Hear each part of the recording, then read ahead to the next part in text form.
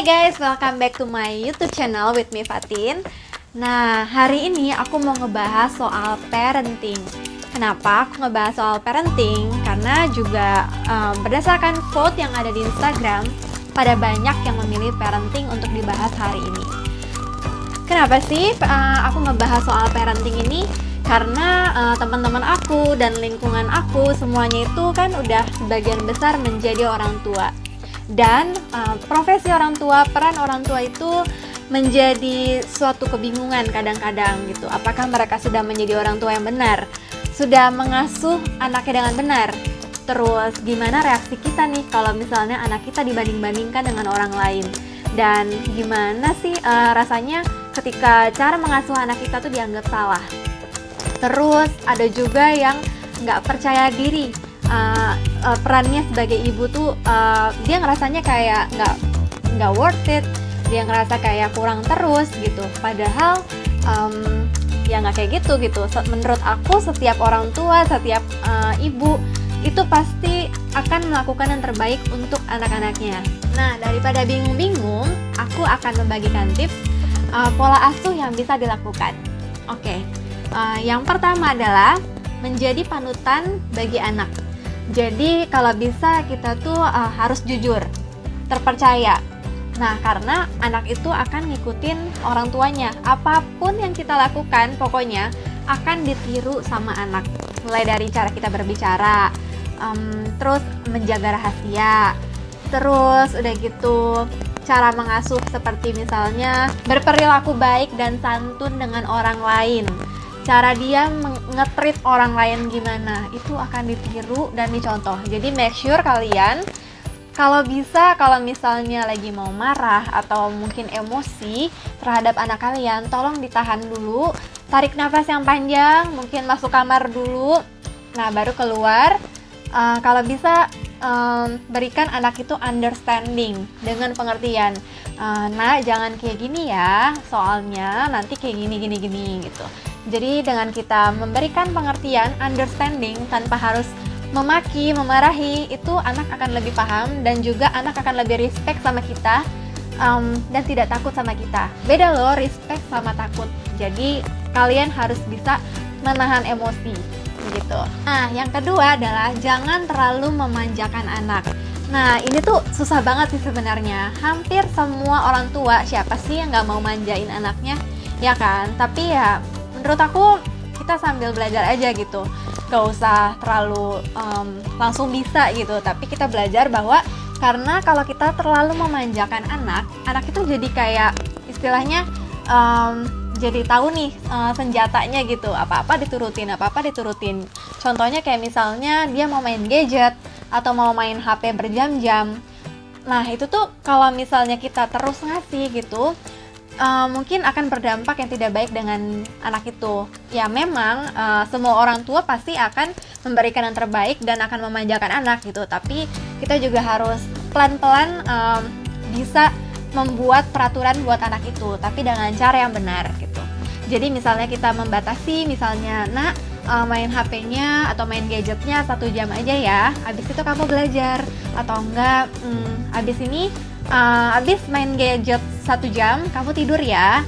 Atau enggak, kamu bisa membuat peraturan seperti kalau misalnya udah melakukan sesuatu gitu, pekerjaan rumah atau tugas-tugas dari orang tua, boleh main gadget gitu. Jadi dikasih peraturan juga dan jangan terlalu dimanjakan, seperti itu. Nah, kalian harus ingat, jangan memarahi anak, jangan memukul anak.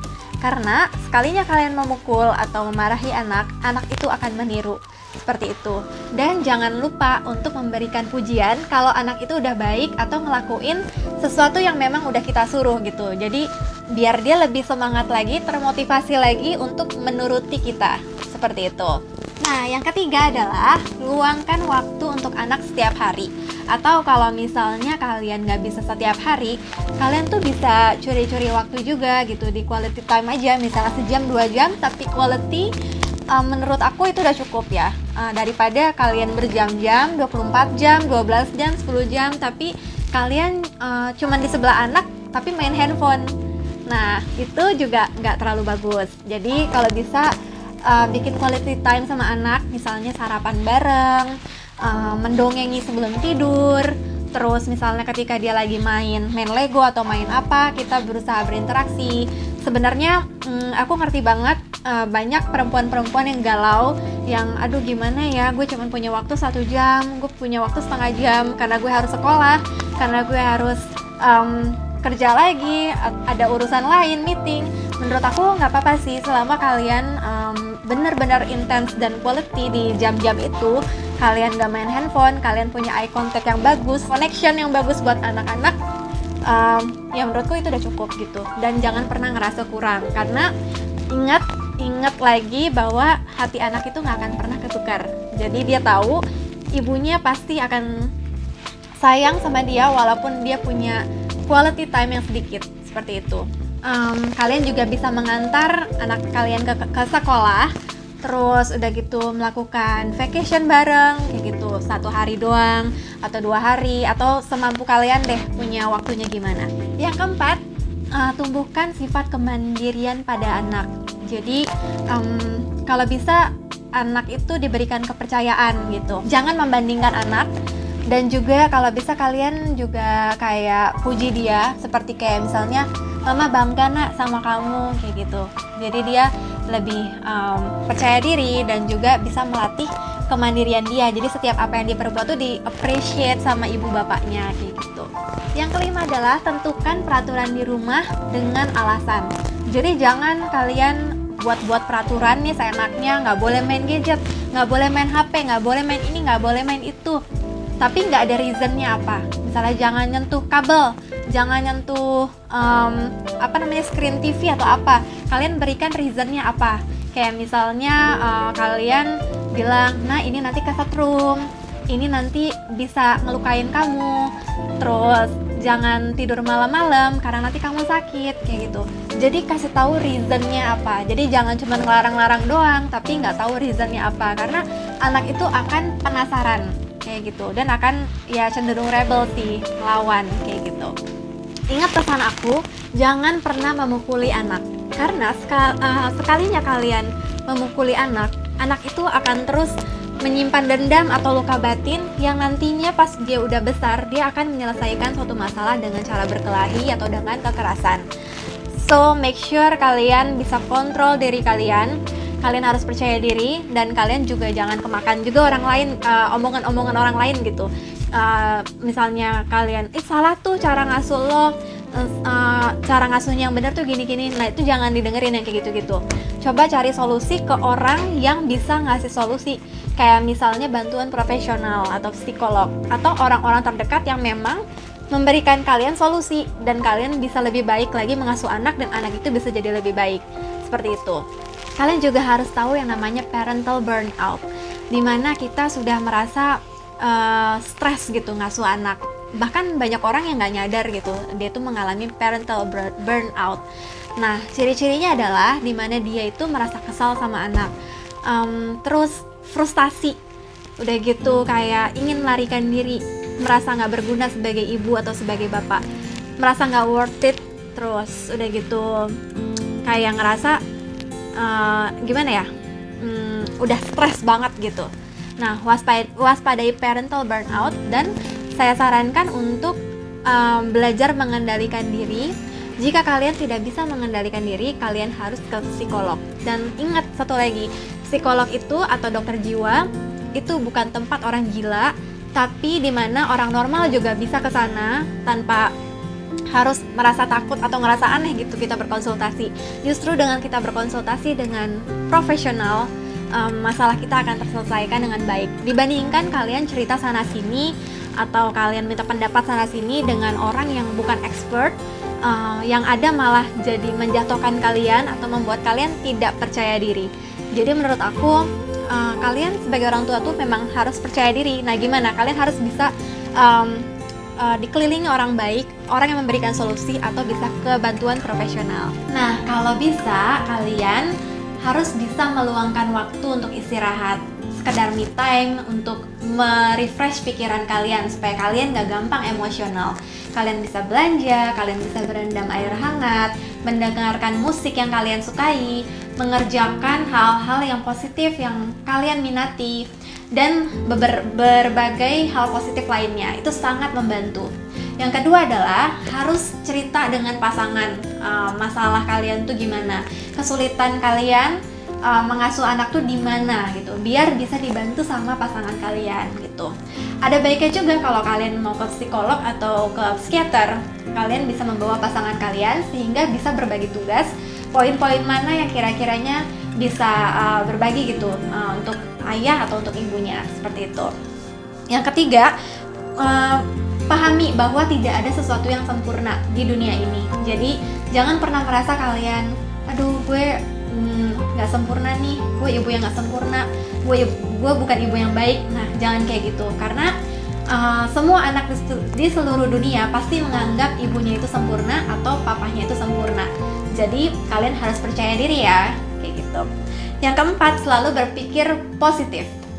Berikan positive vibes. Jadi positif itu bisa menular dari satu anggota keluarga ke anggota keluarga yang lainnya, dan kalian dengan seiring waktu akan merasa percaya diri dan merasa relationship itu semuanya healthy. Yang kelima, dekatkan diri dengan anak-anak. Jadi kalian mau punya 1 anak, 2 anak, ya dekatkan diri dengan mereka. Pendekatannya juga kalau bisa jangan memberikan jarak gitu, kayak gue ibu, lo anak, lo harus tunduk sama gue. Jangan kayak gitu, tapi lebih kayak ke sharing, berdiskusi, atau kita mengajak dia main sebagai teman. Jadi kita tuh nggak takut gitu. Jadi si anak itu nggak takut sama kita, tapi respect sama kita. Beda lo takut sama respect gitu. Kalau bisa anak respect sama kita dan tetap menganggap kita tuh ibu terbaik kayak gitu, atau ayah terbaik. Nah, kalian kalau bisa harus berani meminta maaf kalau memang ada khilaf-khilaf, misalnya memarahi anak, misal kalian lupa, kalian lagi capek tiba-tiba kalian fed up gitu aja, marah, kalian harus berani minta maaf, karena di situ lessonnya, dimana anak bisa ngeliat, oh bahwa ternyata ibu gue juga mengakui kesalahan. Nanti dia juga suatu hari nanti jika melakukan kesalahan akan mengakui kesalahannya, seperti itu. Pokoknya apa yang kita contohkan itu akan ditiru sama anak. Dan sekali lagi, kalau misalnya kalian memang merasa tidak bisa mengendalikan diri, kalian bisa ke bantuan profesional, seperti itu. Dan menurut aku nggak ada sih yang namanya pola asuh yang salah ya. Cara orang tuh beda-beda. Mungkin si A ngerasa pola asuh yang si B salah, si B ngerasa pola asuh yang si C salah. Tapi bukan berarti mereka tuh jahat gitu. Jadi kita tuh nggak bisa ngejudge satu pola asuh dengan satu pola asuh lainnya gitu. Kita harus bisa menghargai satu sama lain. Jadi misalnya ada pola asuh yang kira-kira nggak sesuai sama kita, ya udah gitu. Kita nggak perlu ngejudge, kita nggak perlu ngomong yang aneh-aneh gitu. Kita fokus sama pola asuh kita aja. Kita berusaha improve untuk yang terbaik buat anak, seperti itu. Dan satu lagi nih, kalian jangan jadi toxic parent, dimana kalian selalu memaksakan untuk mementingkan tujuan atau goal kalian sebagai orang tua. Padahal anak itu nggak mau kayak gitu. Jadi kalau bisa berdiskusilah dengan anak, atau mungkin tanya dulu, nak kamu mau nggak ini, kamu mau nggak itu gitu. Jadi jangan memaksa, dan yang kedua jangan ngambil keputusan saat anak juga nggak tahu. Jadi beberapa ada orang tua yang ngambil keputusan si anak, kepentingan anak ini tanpa sepengetahuan anak gitu. Nah guys, kira-kira sekian dari aku. Kalau misalnya kalian ada pertanyaan, atau misalnya ada kegelisahan yang lain, atau mungkin topik parenting akan dilanjutkan di part berikutnya, kalian bisa DM aku atau komen di bawah ini. Okay guys, that's all from me. Don't forget to comment, like, subscribe, and share if you want. Thank you, bye!